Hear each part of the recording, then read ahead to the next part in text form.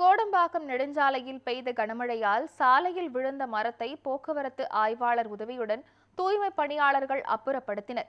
இதுகுறித்து நமது செய்தியாளர் ரஃபீக் வழங்கும் தகவல்களை கேட்கலாம். சென்னை கோடம்பாக்கம் நெடுஞ்சாலையில் வள்ளுவர் கோட்டம் அருகாமையில் தற்போது இருந்து வருகிறோம். நேற்று இரவு கனமழையால் இருக்கக்கூடிய வேரோடு மரம் சாய்ந்துள்ளது. அந்த காட்சியை நம்மால் பார்க்க முடிகிறது. அது மட்டுமின்றி இருக்கக்கூடிய இந்த மரத்தை உடனடியாக அப்புறப்படுத்த வேண்டும் என பொதுமக்களின் கோரிக்கை குறித்து உடனே தகவல் அறிந்து வந்த போக்குவரத்து போலீசார்கள் இருக்கக்கூடிய இந்த மரத்தை அப்புறப்படுத்தி ஓரங்கட்டி வைத்துள்ளன. அதாவது நடைபாதைகளுக்கு அப்பாற்பட்டு போடக்கூடிய நிலையிலே சென்னை மாநகராட்சி அதிகாரிகளுக்கும், அதாவது மண்டலம் 9 இருக்கக்கூடிய சென்னை மாநகராட்சி அதிகாரிகளுக்கும் தகவல்கள் தெரிவிக்கப்பட்டுள்ளது.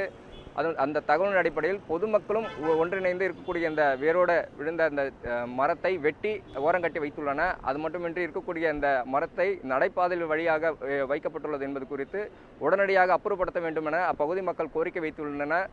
அது மட்டுமின்றி இருக்கக்கூடிய இந்த ஆங்காங்கே தேங்கி இருக்கக்கூடிய மழை நீர் மற்றும் இருக்கக்கூடிய மரங்கள் சாய்ந்து விடுவது குறித்தும் உடனடியாக அப்புறப்படுத்த வேண்டும் என பொதுமக்களின் கோரிக்கையாக உள்ளது என்பது குறிப்பிடத்தக்கது. நியூஸ் 7 தமிழ் செய்திகளுக்காக ஒளிப்பதிவாளர் சந்திரனுடன் செய்தியாளர் ரஃபீக்.